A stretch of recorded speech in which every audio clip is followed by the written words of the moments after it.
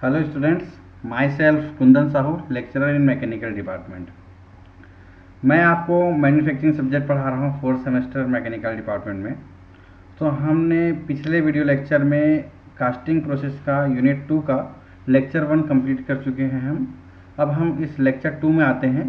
तो लेक्चर 2 में pattern allowances क्या है, पैटर्न्स मटेरियल्स क्या हैं और मोल्डिंग मटेरियल, मोल्डिंग सैंड के बारे में हम डिटेल में पढ़ेंगे। तो स्टेप बाय स्टेप इस प्रोसेस को देखते हैं। So let's start this video lecture 2। तो मैं पिछले वीडियो लेक्चर में पैटर्न के टाइप्स बता चुका था। पैटर्न अलाउंसेस पढ़ते हैं। आपको स्क्रीन में दिखाई दे रहा होगा पैटर्न अलाउंसेस। पैटर्न मतलब आप जान रहे हो, replica of the object, copy of the object. एक डिज़ाइन होता है जिस शेप में आपको फाइनल ऑब्जेक्ट प्राप्त होगा, है ना। You will get final object. So this is the pattern, is the replica of the object. Okay, got it. तो पैटर्न अलाउंसेस क्या है? अलाउंसेस का मीनिंग होता है हिंदी में छूट। ठीक, अब ये छूट क्यों दी जा रही है आपको? ये छूट पैटर्न में क्यों दी जा रही है? पैटर्न अलाउंसेस का ऑब्जेक्टिव क्या है, मकसद क्या है, एम क्या है? ठीक, तो होता क्या है, मैंने आपको वीडियो लेक्चर में भी दिखाया था कि जब पैटर्न है, पैटर्न जो शेप का रहता है, पैटर्न को हम क्या करते हैं, उस सपोज मोल्डिंग सैंड है, उस मोल्डिंग सैंड में प्रेस करते हैं, रैमिंग करते हैं, प्रेशर देते हैं और एक कैविटी तैयार हो जाती है। उसी कैविटी में आप मोल्टेन मेटल आप पोर करते हो, उड़ेलते हो। ठीक है, तो जब उसके बाद आप उस पैटर्न को निकाल लेते हो। अगर वो सॉलिड पैटर्न है, तो अगर वैक्स पैटर्न है या प्लास्टिक पैटर्न है तो निकालने की ज़रूरत नहीं है, क्योंकि वो मेल्ट होके आपको डिजायर से प्राप्त हो जाएगा। ठीक है, इतना हम पहले जान चुके हैं पिछले वीडियो लेक्चर में। वेट, तो पैटर्न अलाउंसेस का मकसद क्या है? थोड़ा मेरी बातों को थोड़ा ध्यान से समझना और इमेजिन करना, है ना। होता क्या है कि हम मोल्ड कैविटी मिल गया हमको पैटर्न की सहायता से। With the help of pattern we get mould cavity. ठीक, तो होता क्या है कि जब मोल्टेन मेटल को हम डालते हैं तो सॉलिडिफिकेशन होगा। ठीक, कुछ कॉन्ट्रैक्शंस हो गए, एक्सपांशन होगा सॉलिडिफिकेशन के दौरान। तो हमको जो एग्जैक्ट शेप चाहिए रहती है, जो एग्जैक्ट शेप हमको फाइनल ऑब्जेक्ट का चाहिए, उस पर कुछ 19-20 में कुछ फर्क हो जाता है, 19-20 फर्क हो जाता है। ठीक है, कुछ +10% -10% आपका आगे पीछे हो जाता है ना। तो इस चीज को हमें एग्जैक्ट डायमेंशन प्राप्त करने के लिए हम पैटर्न अलाउंसेस का यूज करते हैं। या मैं बोल सकता हूँ कि कभी कभी पैटर्न को निकालते निकालते, जब कैविटी बन गया, पैटर्न को निकालते निकालते कुछ उसके कैविटी में थोड़ा डायमेंशंस चेंज हो जाते हैं। तो हमें एग्जैक्ट डायमेंशंस प्राप्त करने के लिए पैटर्न अलाउंसेस का हम उपयोग करते हैं। ठीक है, तो आपको पैटर्न अलाउंसेस समझ आ गया है। ठीक, तो इस पे वही लिखा हुआ है इस सीट पे कि पैटर्न अलाउंसेस क्या है और क्यों इसका यूज किया जाता है। ठीक है, so move to the next slide. Types of pattern allowances. अब वेरियस पैटर्न अलाउंसेस है। श्रिंकेज और कॉन्ट्रैक्शन अलाउंसेस ड्यूरिंग श्रिंकेज और कॉन्ट्रैक्शन। ठीक है, आपका एक अलाउंसेस हम देते हैं। मशीनिंग और फिनिशिंग अलाउंसेस हो गया, ड्राफ्ट और टेपर अलाउंसेस हो गया, डिस्टॉर्शन और चैम्बर अलाउंसेस हो गया, और शेक और रैपिंग अलाउंसेस हो गया। तो ये हम स्टेप बाय स्टेप देखते हैं किस अलाउंसेस में हम क्या क्या वर्क करते हैं। तो ये है आपका श्रिंकेज अलाउंसेस। ठीक है, अब ये है आपका श्रिंकेज अलाउंसेस। होता क्या है कि जब आप, मैं इसको आपको थोड़ा सा डायग्राम के थ्रू समझा दे रहा हूँ इसको मैं। ठीक है, आप थोड़ा ध्यान दीजिए। ये मान के चलिए आपकी मोल्ड कैविटी है। ठीक है, ये आपकी मोल्ड कैविटी है और आप इस पे मोल्टेन मेटल को आप पोर कर रहे हो। ठीक है, तो ये एक आपका राइजर बना दिया, मैं गेटिंग एलिमेंट बना दिया। ठीक है, और आप यहाँ पे मोल्टेन मेटल को आप पोर कर रहे हो। ठीक है, मोल्टेन मेटल को आप पोर कर रहे हो with the help of this vessels. ठीक, मोल्टेन मेटल को आप पोर कर रहे हो। तो मोल्टेन मेटल को पोर करते हो तो आपका मेन मकसद क्या है? आपका मेन मकसद है कि इस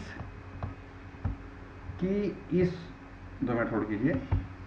आपका मेन मकसद यही है कि ये वाला जो कैविटी दिखाई दे रहा है, ये दिस कैविटी, वेट, तो जब मॉल्टन मेटल पोर करते हैं, ये वाला जो है आपका राइजर है, ठीक है, गेटिंग एलिमेंट्स है, और ये आपकी मोल्ड कैविटी जो एरो दिख रहा है, ठीक है, ये मोल्ड कैविटी। तो आपका मेन मकसद क्या रहता है कि जब कभी भी मॉल्टन मेटल आता है लिक्विड फॉर्म में रहेगा स्टार्टिंग टाइम में, आपको ये ध्यान में रखना है कि ये राइजर में भी लिक्विड फॉर्म में हो, और जब तक ये कंप्लीट इस पूरे मोल्ड कैविटी में, जो आपको पूरे मोल्ड कैविटी में जब तक ना फैल जाए तब तक ये लिक्विड स्टेट में रहे, उसके बाद सॉलिडिफाई हो।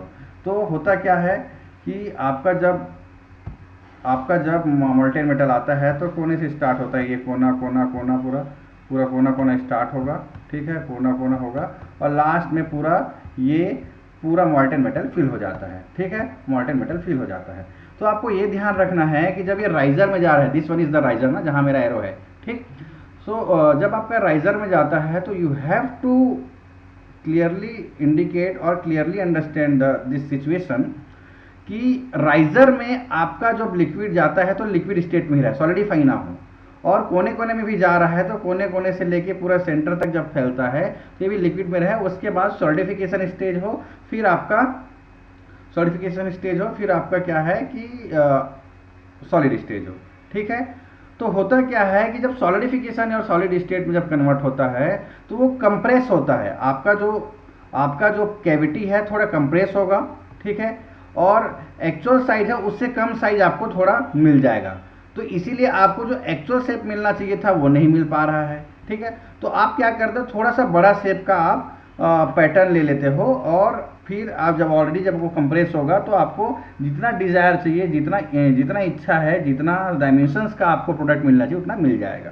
तो यहाँ पे कुछ कंडीशंस भी दी हुई है, ठीक, कि जैसे कास्ट आयरन में इतना आपका कॉन्ट्रैक्शन होता है 10 mm पर मीटर, ब्रास में 16 mm पर मीटर, एल्यूमिनियम में 15 mm पर मीटर, स्टील में 21 mm पर मीटर, और लेड में 24 mm पर मीटर, ठीक।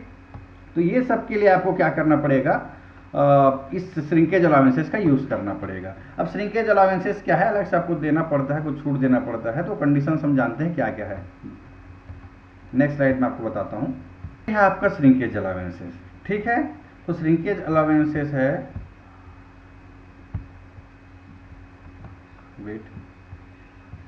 This one is the shrinkage allowance. अब reason for allowances solidification shrinkage, ठीक है, सॉलिडिफिकेशन। तो होता क्या है, जब कभी भी राइजर में, मैं डायग्राम यहाँ पे फिर से बना दे रहा हूँ एक बार मैं, ठीक, आपको आसानी से समझने में आसानी होगी।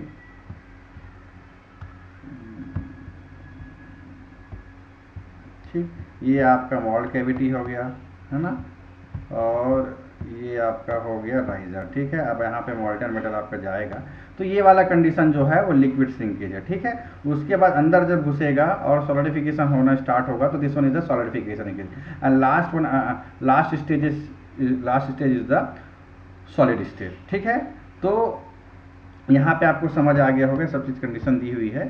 तो अब हम समझने की कोशिश करते हैं। अब height of the metal column, liquid shrinkage जब होगा, तो आपका लिक्विड जब होगा तो पूरा, अब जैसे मैं लिक्विड श्रिंकेज को इससे समझाने की कोशिश करता हूँ। इनिशियल कंडीशन जब आपने मोल्टेन मेटल को पोर किया, ठीक है, लिक्विड श्रिंकेज था, स्टार्टिंग में पूरा लिक्विड मटेरियल था मान के चलो, तो यहाँ पे आपकी हाइट ज़्यादा रहती है। देखिए ये हाइट है, मोल्ड कैविटी में जब आप जा रहा है तो ये हाइट है। उसके बाद कॉन्ट्रैक्शन होना स्टार्ट होता है। जैसे कॉन्ट्रैक्शन होना स्टार्ट होता है तो ये मोल्टेन मेटल की हाइट है कम होने लगती है। ऑब्वियस सी बात है, जब कॉन्ट्रैक्शन होगा, आपके पास एक वाटर है, उसको आप जब आइस में कन्वर्ट करोगे तो उसकी जो डायमेंशन है वो कम हो जाती है, ठीक है। सेम चीज़ यहाँ पे आप जब मोल्टेन मेटल जब आपका सॉलिडिफाई हो रहा है तो यहाँ पे उसकी हाइट कम हो जाती है, और सबसे कम हाइट रहती है सॉलिड श्रिंकेज में। Solid shrinkage that is the last stage of this shrinkage allowances, ठीक। तो ये तीन कंडीशंस थी, आपको तीनों कंडीशन ध्यान में रखनी है। अब श्रिंकेज ऑफ लिक्विड, सॉलिडिफिकेशन और सॉलिड। तो श्रिंकेज ऑफ लिक्विड में cools from the solidification temperature, ठीक, सॉलिडिफिकेशन टेम्परेचर से ये कूल्स होगा। और सॉलिडिफिकेशन श्रिंकेज में क्या होगा, liquid turns into the solid. ये जो ऐसा स्टेज है जहाँ पे जो लिक्विड है ना, आपका जो सॉलिड में कन्वर्ट होना प्रारंभ कर देता है, ठीक है। अब solid metal construction completely solidification shrinkage है। तो ये आपको लिक्विड श्रिंकेज का ये एक डायग्राम था। नीचे दो डायग्राम दिख रहे हैं, ये एक सॉलिडिफिकेशन के है डायग्राम। सॉलिडिफिकेशन में भी थोड़ा हाइट ज़्यादा रहेगा, ठीक है। और ये फाइनली सॉलिड थर्मल कॉन्ट्रैक्शन, ये जो है फाइनली जो है इसकी हाइट बहुत कम हो जाती है और इसकी डायमेंशंस बहुत कम हो जाती है। तो इसीलिए ये अलाउंसेस में पूरे कंडीशंस को समझना है कि लिक्विड श्रिंकेज क्या है, सॉलिडिफिकेशन श्रिंकेज क्या है और सॉलिड श्रिंकेज क्या है। तो आपको थोड़ा सा जो मेटल है उसका डायमेंशन थोड़ा सा ज़्यादा देना पड़ेगा क्योंकि यहाँ पे कॉन्ट्रैक्शन हो रहा है, ठीक है। अब यहाँ पे दो कंडीशंस आती है कि सॉलिड श्रिंकेज मतलब आपका फाइनल मोल्ड कैविटी हो गया, मोल्ड कैविटी में ही मोल्टन मेटल उस पर फिल हुआ और सॉलिड हो गया, ठीक है। तो आपको एग्जैक्ट मटेरियल, एग्जैक्ट डायमेंशन प्राप्त करने के लिए थोड़ा सा जो पैटर्न की साइज है उसको बढ़ाना पड़ेगा। तो ये एक पहला कंडीशन हो गया। दूसरा कंडीशन क्या है, सॉलिडिफिकेशन और लिक्विड श्रिंकेज का। आपको एक्चुअल में लिक्विड और सॉलिडिफिकेशन श्रिंकेज आपको कंप्लीट करना है तो आपको जो राइजर है, राइजर ऐसा डिजाइन होना चाहिए आपका, riser means getting elements, riser ऐसा डिजाइन होना चाहिए कि वो उस मोल्टेन मेटल को लिक्विड में ही होल्ड करके रखे। अगर वो राइजर में ही सॉलिड हो गया तो आपका उस कैविटी तक नहीं पहुंच पाएगा, उस कैविटी तक नहीं पहुंच पाएगा और आपको फाइनल जो डिजायरनेस जो चाहिए, प्रोडक्ट चाहिए, you will not get this types of product. Okay, got it. तो आपको दो कंडीशन याद रखनी है कि पैटर्न का साइज है सॉलिड श्रिंकेज में जो हम कंपनसेट करते हैं, पैटर्न के साइज को हम इंक्रीज करके करते हैं, और लिक्विड और सॉलिडिफिकेशन श्रिंकेज में जो हम कंपनसेट करते हैं वो राइजर को प्रोवाइड करके हम करते हैं, ठीक है, कंपनसेट करते हैं। तो ये आपको कंडीशन समझ आ गया होगा श्रिंकेज अलाउंसेस का। नेक्स्ट मूव करते हैं अब हम मशीनिंग अलाउंसेस। अब मशीनिंग क्या होता है, होता क्या है कि जब कभी भी आपका कास्टिंग में प्रोडक्ट बनता है, मोल्ड कैविटी था, मोल्ड कैविटी में आप मोल्टेन मेटल को पोर किए, ठीक है, उसके बाद फाइनल आपका मेटल, जैसे मैं वीडियो में दिखाया था पुराने वीडियो में, ठीक है, तो आपको फाइनली फिर आपको एक प्रोडक्ट मिल जाता है। लेकिन होता क्या है कि उसकी साइज कभी कभी क्या होती है कि उसके ऊपर रफनेस रहता है ना। अब रफनेस रहेगा तो रफनेस को आप फिनिश करोगे तो फिनिशिंग ऑपरेशन करोगे उस मटेरियल के ऊपर, ठीक है, उस मटेरियल के ऊपर जब फिनिशिंग ऑपरेशन करोगे तो उसकी साइज भी कम हो जाएगी, ठीक है। तो आपको जो एक्चुअल साइज चाहिए था वो साइज नहीं मिलेगा, ठीक है, मीन्स आपको छोटा साइज मिल जाएगा। तो आपको ये ध्यान रखना है कि जब कभी भी आप पैटर्न जब यूज़ करते हो तो थोड़ा ज़्यादा बड़ा साइज का बनाओ। अब ज़्यादा बड़ा साइज का जब पैटर्न बनाओगे तो उसकी कैविटी भी बड़ी बनेगी, और वो कैविटी भी बड़ी बनेगी तो आप जो प्रोडक्ट मिलेगा वो भी बड़ा बनेगा, और उसके ऊपर आप ये जो हैचिंग वाला दिख रहा है, हैचिंग वाला पोर्शन दिख रहा है, ये हैचिंग वाले पोर्शन में आप फिनिशिंग ऑपरेशन करोगे, और ये अंदर वाला जो पोर्शन दिख रहा है व्हाइट कलर वाला है ना, जिसमें हैचिंग नहीं हुआ है, ये आपका एक्चुअल साइज मिल जाएगा। मीन्स आप इसके ऊपर फिनिशिंग ऑपरेशन करोगे, इसकी साइज रिड्यूस होगी और आपको एक्चुअल साइज मिल जाएगा, और आपको जितना डायमेंशन चाहिए उतना मिल जाएगा। तो this one is the example of machining allowance, और this is the definition of the machining allowance. What it. अब हम नेक्स्ट देखते हैं टेपर अलाउंसेस। अब होता क्या है टेपर अलाउंसेस, आपने क्या किया, फिर से इसको मैं डायग्राम के द्वारा आपको समझाना चाहूंगा, ठीक है। ये चलिए ठीक, ये बनाते हैं, ये हमारा है, ठीक है, मोल्ड है, इसके अंदर मोल्ड मटेरियल है, ठीक, मोल्ड मटेरियल है। अब हम क्या कर रहे हैं कि सपोज सर्कुलर शेप का हमको बनाना है, ठीक, सर्कुलर शेप का पैटर्न हो गया, ठीक, सर्कुलर शेप का पैटर्न हो गया। जब आपके पास कैविटी बन जाएगी तो आप क्या करते हो, जब आपके पास कैविटी बन जाती है तो आप 2 मिनट छोड़ कीजिएगा, तो आपके पास कैविटी बन जाती है तो इस पैटर्न को निकालने की कोशिश करते हो, तो जो कैविटी बना है वो ये पैटर्न जो है उस कैविटी को ही डिस्ट्रॉय करने की कोशिश करता है, ठीक है, उस कैविटी को ही डिस्ट्रॉय करने की कोशिश करता है।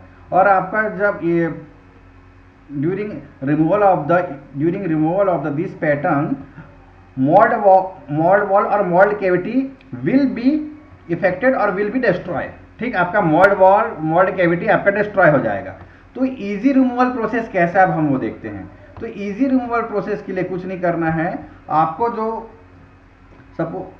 जो मोल्ड वॉल है, ठीक है, आपका जो मोल्ड वॉल है बोल सकते हैं, तो आप क्या करोगे, मोल्ड वॉल जब निकालोगे तो वहां पे क्या होता है, या मोल्ड कैविटी आपका डिस्ट्रॉय होने के चांसेस रहता है। तो पैटर्न को आप टेपर शेप में बनाओगे या ड्राफ्ट शेप में बनाओगे, ठीक है। तो जैसे यहाँ पे देखता हूँ मैं, आपको ये वाला एग्जांपल नहीं देता, राइट डायग्राम बना हुआ उसे समझाता हूँ मैं, ठीक है। तो ये था पैटर्न विड्रॉल।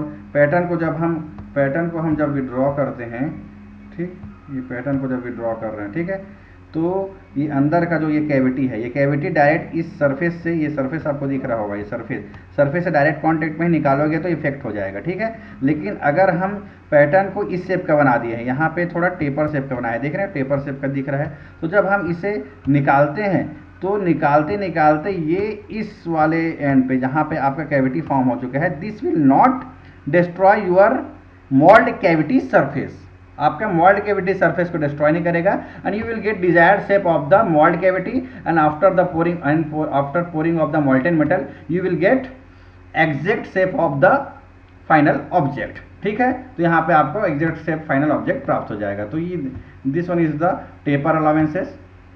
अब हम नेक्स्ट देखते हैं। अब ये क्या हो रहा है, यहाँ पे थोड़ा डिफरेंट कंडीशन है, ठीक है। ये फिर से यहाँ पे मैं बना के जो है तो डायग्राम बना देता हूँ, एक डायग्राम बना दे रहा हूँ, I am making one diagram.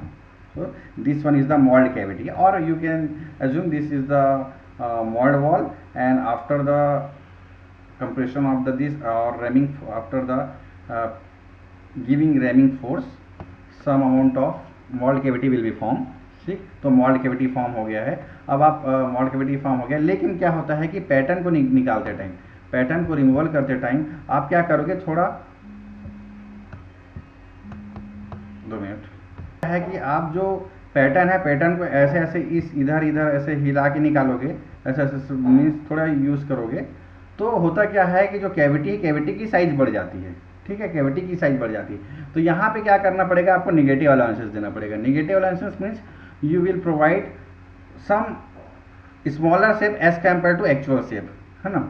तो आपको एक्चुअल शेप के कंपेयर में थोड़ा स्मॉलर साइज पैटर्न यूज करना पड़ेगा, ठीक है। तो जब स्मॉलर साइज करोगे, तो जब आप थोड़ा सा हिला के इसको निकालोगे, ठीक है, थोड़ा मूविंग करके निकालोगे, तो उसकी साइज ऑलरेडी थोड़ी बढ़ जाएगी, और थोड़ी बढ़ जाएगी तो आपको एग्जैक्ट शेप मिल जाएगा, ठीक है। तो शेकिंग और रैपिंग, शेक और रैपिंग अलाउंसेस यही होता है, ठीक है, आपको समझ आ गया होगा।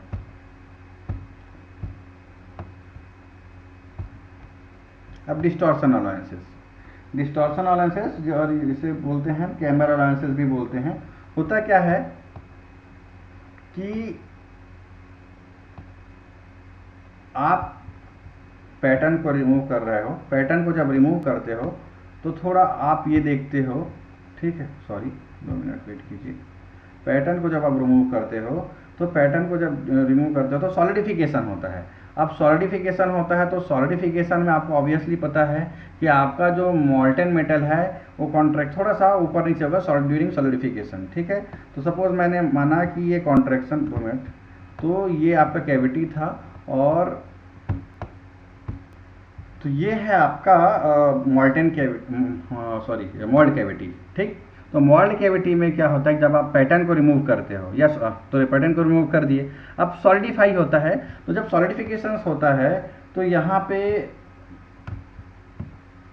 ये उसका शेप चेंज हो जाएगा, ये इस टाइप का शेप हो जाएगा या इस टाइप का शेप हो जाएगा, ठीक है।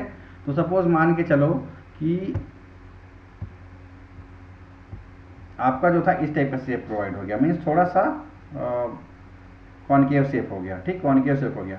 तो इस कॉन्केव शेप को हम अवॉइड करने के लिए हम क्या करते हैं, पहले से ही हम जो हमारा पैटर्न है, पहले से ही पैटर्न में हम क्या करते हैं, ऑलरेडी एक शेप ऐसे प्रोवाइड कर देते हैं, ठीक है, इस टाइप का शेप प्रोवाइड कर देते हैं, ठीक है। तो जब ये हमको पता है कि यहाँ पे जब प्रेशर होगा, सॉलिडिफिकेशन प्रेशर आएगा, तो ये आपको एग्जैक्ट शेप एकदम फ्लैट शेप प्राप्त हो जाएगा। आपको पता चल रहा है कि इस शेप का हो जाता है, तो हम पहले से ही पैटर्न को इस शेप का दे देते हैं, ठीक है, इस शेप का दे देंगे। तो जब इस पे सॉलिडिफिकेशन होगा तो ये ना इस शेप पे ना होकर ये इस टाइप का हो जाएगा। तो ये this is called distortion allowances. पहले से ही हम उसको थोड़ा डिस्टॉर्ट कर देते हैं, थोड़ा डिफेक्ट कर देते हैं। तो जब वो डिफेक्ट उसको अपोजिट डायरेक्शन में करते हैं, ठीक है, अपोजिट डायरेक्शन में डिफेक्ट हम उसको डिफेक्ट करते हैं, तो आपको एग्जैक्ट शेप का आपको मिल जाएगा। सो this is the distortion allowances, ठीक। तो ये था आपका अलाउंसेस। अब हम देखते हैं मोल्ड क्या होता है, ठीक है। अब मोल्ड, ठीक है, मोल्ड एक सांचा होता है, ठीक। तो आप जो मोल्ड बनाओगे, ठीक है, जो सांचा बनाओगे, उसके बाद उसी सांचे मोल्ड, उस पर मोल्ड मटेरियल डालोगे, ठीक है। तो हम मोल्ड मटेरियल की बात करते हैं अब यहाँ पे, ठीक है, सांचे में जो मटेरियल रहेगा। ठीक, तो ये दो टाइप का हो सकता है, ये मेटालिक कैटेगरी भी हो सकता है और नॉन मेटालिक कैटेगरी भी हो सकता है। ठीक है, मोल्ड जो है मेटालिक कैटेगरी भी हो सकता है एंड नॉन मेटालिक कैटेगरी भी हो सकता है। मेटालिक कैटेगरी में हो सकता है आपका कॉमन मटेरियल कास्ट आयरन, ठीक है, आपका जो है कास्ट, 2 मिनट वेट कीजिए, आपका जो है कास्ट आयरन हो गया, माइल्ड स्टील हो गया, अलॉय स्टील हो गया। ठीक है, तो मोल्ड मटेरियल इस टाइप्स के हो सकते हैं। और नॉन मेटालिक्स में मोल्डिंग सैंड हो सकता है, दैट इज अ मोल्ड का जो मटेरियल यूज़ कर रहे हो आप, that is a mould material, plaster of Paris, graphite, silicon carbide और सिरेमिक। तो ये सब आप मेटालिक भी यूज़ कर सकते हैं, नॉन मेटालिक भी यूज़ कर सकते हो, लेकिन जनरली हम नॉन मेटालिक यूज़ करते हैं। ठीक है, अब नॉन मेटालिक्स में हम सैंड को यूज़ करते हैं। तो अब हम देखते हैं कि हमने सैंड को ही क्यों यूज़ कर रहे हैं। ठीक है, तो सैंड को ही क्यों यूज़ कर रहा है वो भी देख लेते हैं। अब मोल्डिंग सैंड जो है most commonly utilise non metallic moulding material है। ठीक है, क्योंकि इट हैज सर्टेन प्रॉपर्टीज, और वो प्रॉपर्टीज है आपकी रिफ्रैक्टिवनेस में। सभी प्रॉपर्टीज को आपको स्टेप बाय स्टेप भी बताऊंगा। ठीक है, इसके प्रॉपर्टीज हैं। ठीक, तो अभी मैं सिर्फ आप नाम जानिए, नेक्स्ट स्लाइड में मैं आपको, आने वाले स्लाइड में आपको इसके प्रॉपर्टीज के बारे में भी बताऊंगा। ठीक है, तो रिफ्रैक्टिवनेस होता है इस पर, ठीक, अच्छी रिफ्रैक्टिवनेस होती है। केमिकल एंड थर्मल स्टेबिलिटी भी अच्छी होती है इसकी। हाई परमिबिलिटी होती है, work along with good strength होता है, सस्ता होता है और इजिली अवेलेबल होता है। ठीक है, इसलिए मोल्ड मटेरियल के रूप में हम मोल्डिंग सैंड यूज़ करते हैं। ठीक है, तो ये हो गया मोल्डिंग सैंड के बारे में। अब मोल्डिंग सैंड्स के सोर्स क्या क्या है। ठीक है, सोर्स है आपका समुद्र, नदी, झील, granular elements of rocks, rocks मतलब चट्टान से होता है और डेजर्ट से होते हैं। तो ये मोल्डिंग सैंड्स के सोर्स हैं। ठीक है, अब source of the moulding sand available in India. ठीक है, ये भी कुछ साइट्स दिए हुए हैं, एरिया दिए हुए हैं, स्टेट्स दिए हुए हैं। ठीक, पंजाब का है, ठीक, उत्तर प्रदेश का है, बिहार का है, बंगाल बिहार बॉर्डर, बॉम्बे। तो ये टाइप्स ऑफ सैंड भी हैं, कुछ source of moulding Sands available in India. तो एक बार आप देख लीजिए, है ना, ये सिर्फ जनरली नेम है बस ये। अब टाइप्स ऑफ मोल्डिंग सैंड। ठीक, तो मोल्डिंग सैंड आप समझ गए हो कि मोल्ड मटेरियल है एक, है ना, और उसी मटेरियल में आप एक बार फिर से आपको याद दिलाना चाह रहा हूँ, एक बार फिर से रिवाइज कर दे रहा हूँ कि क्या होता है। आप मोल्ड है, ठीक है, मोल्ड में मटेरियल डाले, ठीक, मटेरियल डाले, सपोज सैंड डाल दिए। अब उस पर क्या किए, पैटर्न को डाल के कंप्रेस किए तो कैविटी बन गया, पैटर्न को निकाल लिए। उसी कैविटी में, मोल्ड कैविटी में आपने क्या किया है, मोल्टेन मेटल को पोर कर दिया, सॉलिडिफाई हुआ, उसके बाद आपको एक डिजायर्ड शेप का आपको ऑब्जेक्ट मिल गया। ठीक है, तो वही है। अब जो हम मोल्डिंग सैंड यूज कर रहे हैं, मोल्डिंग सैंड आपको कहाँ कहाँ से मिल सकता है, कितने टाइप्स के होते हैं। नेचुरल होता है जिसे हम ग्रीन सैंड बोलते हैं, synthetic sand that is also called silica sand, last one is the special sand. So we will understand step by step what is the natural sand, what is the synthetic sand and what is the special sand. ठीक, so this one is the slide of natural molding sand. It is also known as green sand.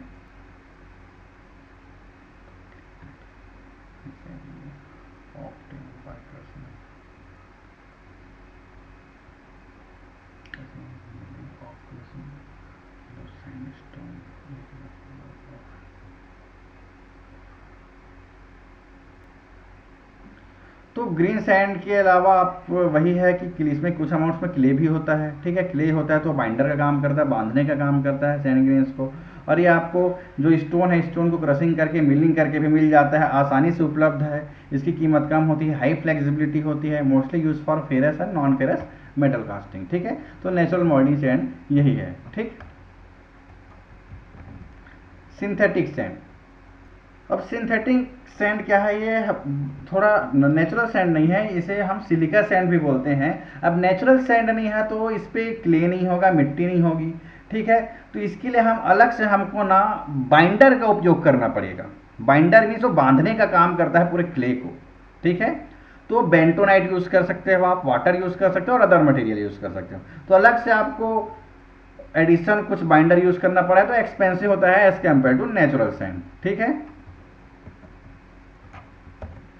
अब special sand, अब इसका use करते हैं हम special sand, course of brass and bronze casting हो गया, non ferrous casting के लिए इसका उपयोग किया जाता है, ऑलिविन इसमें यूज करते हैं। मीन्स इस पे एक सैंड होता है और इस पे अलग अलग हम बाइंडर यूज करते हैं। तो course of brass and bronze के लिए zircon, olivines non ferrous casting के लिए, क्रोमाइड के लिए, फॉर हेवली स्टील कास्टिंग के लिए Chrome, magnesite use for facing material in steel casting के लिए। तो ये स्पेशल सैंड हो गया जिसपे आप अलग अलग आप एडिटिव्स डालते हो और उसको स्पेशल बनाते हो।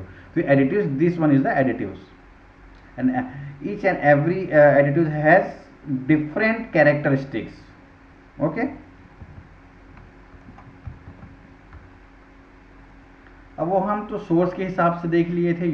अब हम यूज के हिसाब से भी देखते हैं मोल्डिंग सैंड कैसा कैसा होता है। Green sand, dry sand, facing sand, baking sand, system sand, parting sand, loam sand and core sand. So we will start from this green sand. ठीक,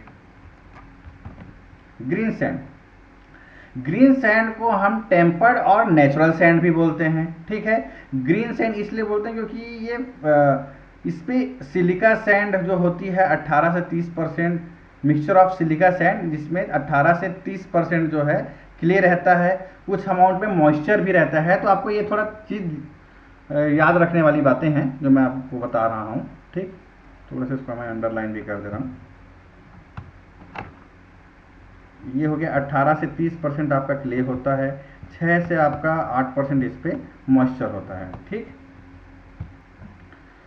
तो होता क्या है कि इस पे क्ले हो रहा है, वाटर भी यूज़ कर रहे हो हम क्योंकि इसलिए मॉइस्चर भी आ जा रहा है। तो ये सॉफ्ट होता है, फाइन होता है, लाइट होता है, पोरस होता है। ठीक है, आप इसको आसानी से रबिंग प्रेशर देके अंडर प्रेशर पे इसको जैसा शेप चाहिए वैसा शेप का आप मोल्ड बॉक्स तैयार कर सकते हो आप। ठीक है, और इस पर बेकिंग की आवश्यकता नहीं होती, कोई मतलब हीट करने की आवश्यकता नहीं होती। और ग्रीन सैंड, ग्रीन का हम ग्रीन मतलब है इस पर मॉइस्चर कंटेंट रहता है। ठीक है, इसलिए हम इसे ग्रीन बोलते हैं, या फ्रेशली प्रिपेयर्ड रहता है। फ्रेशली प्रिपेयर्ड रहेगा मतलब मॉइस्चर रहेगा, इसलिए it is also that's why it is called green sand. Green sand means freshly prepared और some amount of moisture will be present in green sand. Okay, अब हमारे पास जब ग्रीन सैंड था तो बहुत सारी प्रॉब्लम्स हो रही थी। ठीक है, प्रॉब्लम्स क्या हो रही थी कि उसकी स्ट्रेंथ कम थी, रिजिडिटी कम था, थर्मल स्टेबिलिटी भी कम था, और बड़े बड़े कास्टिंग के लिए उपयोग सिद्ध नहीं था क्योंकि इसकी स्ट्रेंथ कम थी। तो हमने क्या किया, जो ग्रीन सैंड था उसको हमने ड्राई कर दिया और बेकिंग कर दिया, सुखा दिया फर्नेस में। ठीक है, या फर्नेस नहीं बोलूँगा, उसको हीट दे दिया। ठीक है, ठीक, और तो इसीलिए इसे ड्राई सैंड कहा गया, सूखना वाला सैंड, सुखा दिया गया। ठीक है, तो इसकी स्ट्रेंथ बढ़ गई, रिजिडिटी बढ़ गया, थर्मल जो हमारी प्रॉब्लम थी वो दूर हो गई। So this one is called dry sand. उसको ड्राई कर दिया, सूखा कर दिया with the help of some giving heat. अब लोम सैंड वही है, लोम मिक्सचर होता है ये सैंड और क्ले का, है ना, और एक पेस्ट टाइप का रहता है ये। ठीक, अब इस पे क्या है कि आपका जो क्ले और वाटर का परसेंटेज है ये थोड़ा ध्यान देने वाली बात है। ठीक, तो ये देखिएगा, ये 30 से 50% आपका क्ले होता है और 18% वाटर होता है। ठीक है, लोम, अब इस पे पैटर्न्स का हम यूज नहीं करते लोम मोल्डिंग सैंड में। पैटर्न्स क्योंकि थोड़ा पेस्ट टाइप का होता है, चिपचिपा टाइप का होता है। पैटर्न को यूज करेंगे तो क्या होगा कि ये स्पेशल टाइप का पैटर्न यूज करते हैं, जैसे स्विफ्ट टाइप्स ऑफ पैटर्न, जो हम पैटर्न के जो टाइप्स पढ़े थे model Swift types of pattern use करते हैं। ठीक है, और इसका उपयोग लार्ज ग्रे आयरन कास्टिंग्स के लिए यूज करते हैं। ठीक, हैवी कास्टिंग के लिए यूज करते हैं। ठीक है, स्वीप और स्केलेटन पैटर्न का उपयोग करते हैं, ध्यान रखिएगा। ठीक है ना, तो पूछा भी जाता है कॉम्पिटिटिव एग्जाम में कि लोम सैंड में जनरली किस टाइप्स का पैटर्न यूज करते हैं। You will use sweeps and skeleton types of pattern, you can't use other types of pattern because it is a paste types of pattern, because as compared to other sand, more amount of water and clay is used as compared to the other pattern. So sweeps and skeleton pattern will be used in this loam sand, in this sand. Okay, आपको समझ आ गया होगा। Facing sand, facing sand क्या होता है कि just prepare होता है ना, एकदम एग्जैक्ट उसी टाइम तैयार हुआ है। ठीक है, और इस सब में थोड़ा सा कंपोजिशन थोड़ा डिफरेंट होता है, इसलिए इसके नाम भी चेंज हो गया, जस्ट प्रिपेयर हो गया। ठीक है, और डायरेक्टली पैटर्न सरफेस के कांटेक्ट पे आता है और कैविटी बनाता है। ठीक, अब इसकी स्ट्रेंथ और रिफेक्टिवनेस बहुत ज़्यादा होती है। रिफेक्टिवनेस बताऊंगा मैं, चलिए रिफेक्टिवनेस बता ही देता हूँ आपको मैं। अब रिफेक्टिवनेस क्या होता है, जब कभी भी आप मॉल्टन मेटल को पोर करते हो तो कितना देर तक वो स्टैंड रह सकता है। Ability of moulding sand to withstand the high temperature of molten metal. ठीक है, हाई टेम्परेचर मॉल्टन मेटल में कितने देर तक वो सह सकता है उस मॉल्टन मेटल को, दैट इज कॉल्ड रिफेक्टिवनेस। कोई 300 तक सह रहा है तो दैट इज रिफ्रेक्टिवनेस उसका थोड़ा कम है, 500 है तो उसका थोड़ा ज़्यादा है, ज़्यादा तो रिफ्रेक्टिवनेस जो टेम्परेचर को सहता है, ठीक है। अब इस पर कुछ अमाउंट में कार्बन भी रहता है, जो कार्बन आर यूज्ड, ठीक, जो मेटल को बर्न करने के लिए रोकता है, ठीक है, बर्निंग करने के लिए रोकता है, अदरवाइज जल जाएगा तो फिर आपका एग्जैक्ट शेप प्राप्त नहीं होगा, ठीक है। और उसमें नॉर्मल सैंड यूज़ नहीं करते, इसमें सिलिका सैंड यूज़ करते हैं। में कंसिस्ट ऑफ 25% जो फ्रेश सैंड रहेगा, ठीक है, और 5% specially prepared and 5% sea coal use करते हैं, ठीक। तो एक स्टेप का एक कंपोजिशन है ना, इसका आपको ध्यान देना है। So this one is the facing sand. अब this is the diagram of the facing sand. So move to the next slide. Wait, baking sand. अब व्हाट इज बेकिंग सैंड? अब आपके पास जो फेसिंग सैंड था, फेसिंग सैंड को थोड़ा सा हम बेकिंग करते हैं, बेकिंग प्रोसेस करते हैं, थोड़ा सा हीट देते हैं और थोड़ा सा ड्राई हो जाता है। ड्राई हो गया और ड्राई होने के बाद इस वाले सैंड को हम पूरे मोल्डिंग फ्लास्क में पूरा हम फैला देते हैं, ठीक है। और ये जो कैविटी फॉर्म हो रही है, ये आपके मोल्ड पैटर्न से फॉर्म हो रही है, ठीक है। तो बेकिंग सैंड को हम ब्लैक सैंड भी बोलते हैं, क्योंकि जो फेसिंग सैंड था, फेसिंग सैंड को हम बेकिंग प्रोसेस कर दिए, हीटिंग प्रोसेस कर दिए और एक ब्लैक फॉर्मेशन हो गया, ब्लैक कलर फॉर्म हो गया। सो this is called baking sand. क्या होता है कि आपने सपोज कोई नॉर्मल सैंड यूज़ किया है, ठीक है, नॉर्मल सैंड को हम क्लीन किए और अलग से कलेक्ट कर लिए, है ना, और उसमें कुछ एडिटिव्स डाल दिए, बहुत जैसे एडिटिव्स बाइंडर्स डाल दिए, बेंटोनाइट डाल दिए, है ना, और सिलिका भी डाल दिए, कुछ एडिशन जो हमको रिक्वायरमेंट है। अलग अलग कंपोनेंट्स का, एलिमेंट्स का अलग अलग कैरेक्टरिस्टिक्स होता है, ठीक है, अलग अलग विशेषताएं होती है। तो उसके हिसाब से हमको जैसा रिक्वायरमेंट वो एडिटिव्स डाल दिए, वाटर डाल दिए, क्ले डाल दिए, तो यहाँ पे आपका सिस्टम सैंड तैयार हो जाता है। जैसा सिस्टम चाहिए, है ना, वैसा आपको एडिटिव्स डालना पड़ेगा। सो this is called system sand. और आप उसको, ठीक, इसकी रिफ्रैक्टिवनेस ज़्यादा होती है, परमिबिलिटी ज़्यादा, permeability more system sand property such as high strength, permeability अच्छी होती है, refractiveness of the moulding sand higher होता है बेकिंग सैंड के पैर में, क्योंकि ये रिक्वायरमेंट सैंड है, एक टाइप का सिस्टम सैंड को रिक्वायरमेंट सैंड भी बोल सकते हैं। जो पहले जो सैंड था उसको आप यूज़ किए और आप उस पर एडिटिव्स डाल दिए और यहाँ पे एक सैंड तैयार हो गया, मोल्डिंग सैंड तैयार हो गया। सो this is called system sand. तो ये होता है आपका बिना बाइंडर या कोई बाइंडिंग एजेंट हम नहीं डालेंगे बांधने के लिए, ठीक है। और मॉइस्चर रहता है, ग्रीन सैंड में मॉइस्चर रहेगा, ठीक है, मॉइस्चर रहेगा और वो आपस में इतने अच्छे से बन जाते हैं तो पैटर्न पे भी चिपकते नहीं हैं, ठीक है। और इसको पार्टिंग सरफेस क्या होता है, कोप ऊपर होता है, ड्रैग नीचे होता है, बीच का जो सरफेस होता है, ठीक है, वो पार्टिंग सरफेस होता है। तो पार्टिंग सरफेस पे हम इसको अलाउ करते हैं। और क्ले फ्री सिलिका सैंड है ये, this is clean clay free silica sand, ठीक है। और पार्टिंग डस्ट की तरह ही इसका मेन काम होता है, ठीक।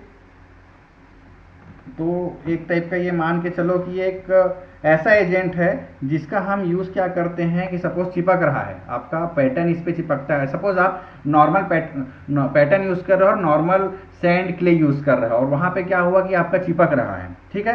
तो आप यहाँ पे एक पाउडर के फॉर्म में होता है पार्टिंग सैंड, ये पाउडर को डालोगे तो क्या होगा, चिपकने वाला जो कंडीशन है वो नहीं रहेगा। तो this is called parting sand, ठीक है। और आप कहाँ पे दोगे, यहाँ पे इसको आप एक पार्टिंग सरफेस पे दोगे, इसीलिए इसका नाम पार्टिंग सैंड हो गया है।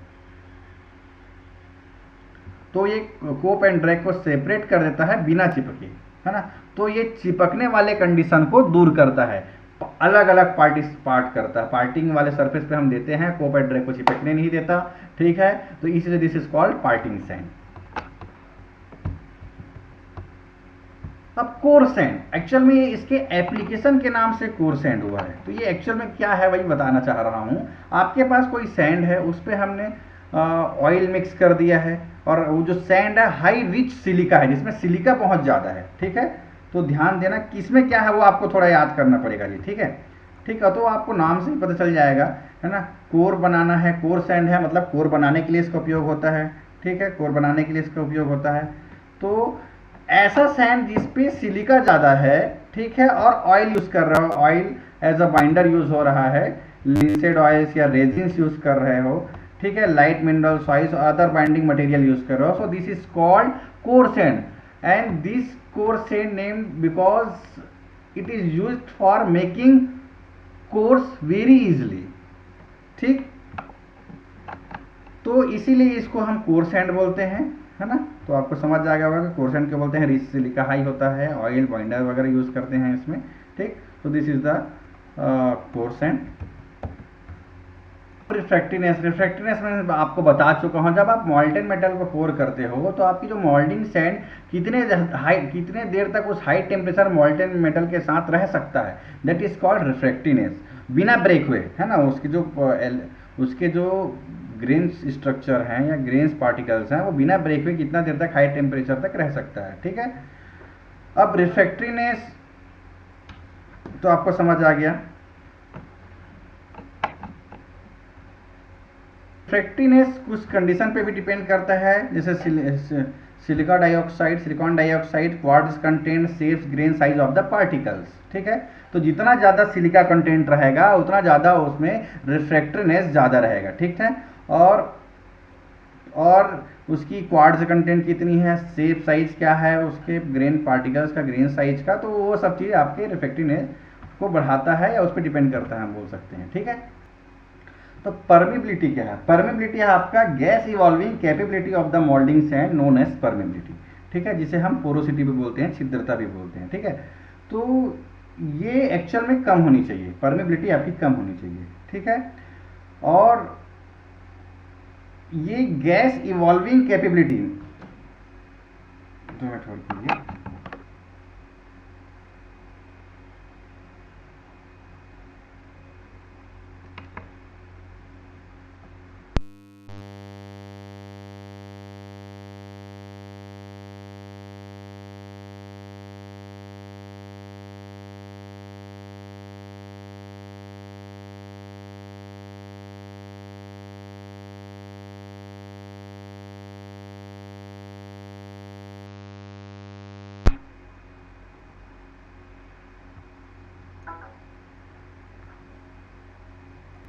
तो gas evolving capability of moulding sand, ठीक है। तो जितना ये थोड़ी कम होनी चाहिए, मीन्स एक टाइप की पोरोसिटी है जहाँ पे आपका गैस मॉइस्चर कंटेंट्स एयर वगैरह वहाँ से निकलने की कोशिश करता है। तो ड्यूरिंग सॉलिडिफिकेशन और during pouring of the molten metal ये जो गैसेस हैं बाहर निकलने चाहिए, ठीक है, उस पर रहना नहीं चाहिए। वहाँ पे गैस अगर रहेगा तो अगर आपका जो गैस है उसी एरिया में बोल सकते हैं या उसी कैविटी में या उसी मोल्डिंग सैंड में ही रुक जाएगा, ठीक है, तो आपके ग्रेन स्ट्रक्चर ग्रेन साइज आपके कमज़ोर हो जाएंगे और आपका जो कास्टिंग प्रोडक्ट होगा वो डिफेक्ट हो जाएगा, ठीक है। तो ये परमेबिलिटी है, तो this is the gas evolving capability of the moulding sand, ठीक, नोन एज परमिबिलिटी। और इसमें हम परमिबिलिटी नंबर की सहायता से भी इस पर हम पता करते हैं, और ये कम होना चाहिए आपका परमिबिलिटी, क्योंकि ज़्यादा गैस इस पर ज़्यादा गैस होल्ड करके ना रखे, एस्केप करते रहे, बाहर निकलते रहे इस पर, ठीक है। अब कोहेसिवनेस क्या है, कोहेसिवनेस होता है एक्चुअल में क्या है, attraction between the same material के बीच का attraction, that is called cohesiveness, ठीक है। तो सपोज मैं एग्जांपल देता हूँ कोहेसिवनेस का। आप और आपके दोस्त एक ही बेंच पे बैठते हो, ठीक है, पहली क्लास से लेके पूरा कॉलेज तक, जब साथ में कॉलेज कर रहे हो तो आप लोगों के बीच बॉन्डिंग बहुत अच्छी बन जाएगी, ठीक है। सेम दोस्त हो जो बचपन से साथ में हो, मीन सेम मटेरियल, तो यहाँ पे भी जो सेम मटेरियल के बीच जब बॉन्ड अट्रैक्शन होता है, दोनों के बीच अच्छा तालमेल होगा तो बॉन्डिंग अच्छी हो जाएगी, उससे उसका स्ट्रेंथ बढ़ जाएगा। तो स्ट्रेंथ आपका ग्रीन स्ट्रेंथ हो सकता है, ड्राई स्ट्रेंथ हो सकता है और हॉट स्ट्रेंथ भी हो सकता है। ग्रीन स्ट्रेंथ मतलब जब फ्रेशली प्रिपेयर हुआ है मोल्ड मटेरियल तो उसकी स्ट्रेंथ अच्छी होती है। ड्राई स्ट्रेंथ मतलब उसको हम बेकिंग कर दिए तो ड्राई स्ट्रेंथ। हॉट स्ट्रेंथ मतलब उस मोल्टेन मेटल को पोर करने के बाद जो अच्छे से हीट हो जाता है उसकी स्ट्रेंथ अच्छी बढ़ जाती है। तो तीनों कंडीशन में स्ट्रेंथ बढ़ जाती है। तो this is called types of strength, है ना। एंड कोहेसिवनेस आप समझ गए होंगे, attraction between the same material, ठीक है। अब ग्रीन स्ट्रेंथ क्या है, सपोज आप एक नॉर्मल सैंड यूज़ कर रहे हो जहाँ पे क्ले है, बाइंडर है, ठीक है, बेंटोनेट्स है और क्ले यूज़ कर रहे हो, सिलिका यूज़ कर रहे हो, तो वहाँ पे थोड़ा फ्रेशली प्रिपेयर रहता है। और अब फ्रेशली प्रिपेयर रहता है तो थोड़ा सा नमी रहेगा, स्ट्रेंथ थोड़ा कम रहेगा।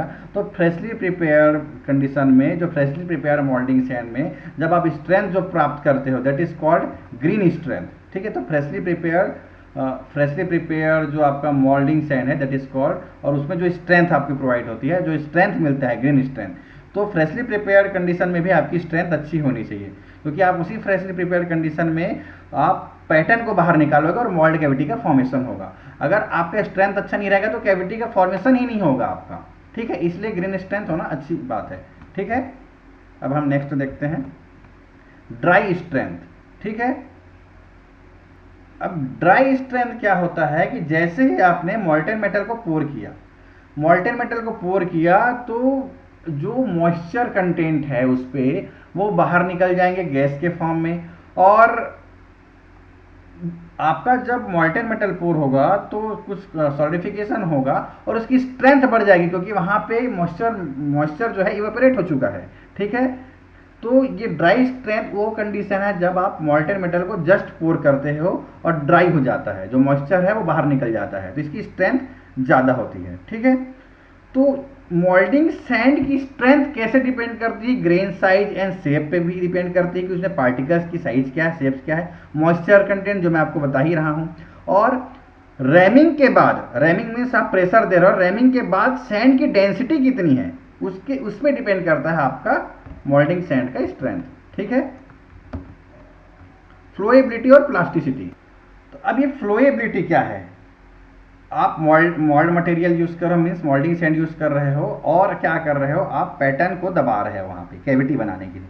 जब आप पैटर्न को दबाओगे तो मोल्डिंग सैंड कैसे बिहेव करेगा? मोल्डिंग सैंड की जो एबिलिटी होगी वो रैमिंग फोर्स से दूर फेंकाएगी। वो जब आप किसी चीज को दबाते हो तो बाहर फेंकाती है, तो यहाँ पे भी मोल्डिंग सैंड का एक बिहेव होगा, एक एबिलिटी होगी कि वो उस रैमिंग प्रेशर से अवे फेंकाए, दूर फेंकाए। तो this ability is called flowability, means flow होगा। जैसे ही आप दबाओगे, प्रेशर दोगे तो फ्लो होने की कोशिश करेगा, behave like a fluid, so it is called flowability और प्लास्टिसिटी, ठीक है। तो जनरली फ्लोएबिलिटी बढ़ती है ग्रेन स्ट्रेंथ जब आपका कम होता है ना। ग्रेन स्ट्रेंथ आपका जब कम होगा तो फ्लोएबिलिटी बढ़ेगी, और डिक्रीज इन ग्रेन साइज, ठीक है। तो फ्लोएबिलिटी वही है, और फ्लोएबिलिटी है मॉइस्चर के साथ, मीन्स मॉइस्चर मतलब ग्रीन, मॉइस्चर के साथ वेरी होता है। तो ग्रेन स्ट्रेंथ कम होगा तो फ्लोएबिलिटी बढ़ेगी, ग्रेन स्ट्रेंथ बढ़ेगा तो फ्लोएबिलिटी कम होगी। फ्लोएबिलिटी एबिलिटी टू फ्लो, बस यही ध्यान रखिएगा, एबिलिटी टू फ्लो होने की एबिलिटी, बिहेव लाइक अ फ्लूइड, ठीक। अब एडहेसिवनेस, कोहेसिवनेस आपको पता था कि सेम पार्टिकल्स के बीच में अट्रैक्शन था, जैसे आपके 200 वाला एग्जांपल दिया। अब सपोज मान के चलो कि डिफरेंट मटेरियल्स का अट्रैक्शन, डिफरेंट मटेरियल्स का अट्रैक्शन, दैट इज कॉल्ड एडहेसिवनेस, ठीक। तो एडहेसिवनेस, जैसे आप और आपके दोस्त, ठीक है, आप अलग अलग स्कूल में हो लेकिन कोचिंग एक जगह जा रहे हो, ठीक है, कोचिंग एक जगह जा रहे हो तो आपके बीच बॉन्डिंग सही रहेगी, मीन्स आप जिससे भी कांटेक्ट होगे वो भले वो डिफरेंट मटेरियल का हो, भले वो डिफरेंट जगह जाता हो, लेकिन आपके बीच बॉन्डिंग सही हो जाएगी। और बॉन्डिंग सही हो जाएगी तो यहाँ पे ये कंडीशन इसलिए है कि आप अलग अलग बाइंडिंग एजेंट यूज कर रहे हो, अलग अलग मॉइस्चर कंटेंट, क्ले वगैरह सब अलग अलग यूज कर रहे हो, लेकिन सबका आपस में जुड़े रहना जरूरी है, क्योंकि तभी तो ये कभी भी आप उस मोल्ड फ्लॉक्स को उठाते हो तो ये ब्रेक नहीं होगा, और मोल्ड कैविटी भी ब्रेक नहीं होगा। तो एडहेसिव प्रॉपर्टी भी, attraction between different material property is also very important, and it is a very important properties of the moulding sand, ठीक है। अब कोलैप्सिबिलिटी मीन्स क्षय होने की योग्यता, थोड़ा सा मुड़ने की योग्यता, कोलैप्स होने की योग्यता, ठीक है। अभी कोलैप्स होने, मोल्डिंग सैंड की एक एबिलिटी ऐसी होनी चाहिए, ठीक, कि मोल्ड वॉल कोई रेजिस्टेंस ऑफर ना करे, कोई रिजिडनेस ना रहे मोल्ड वॉल में, ठीक है।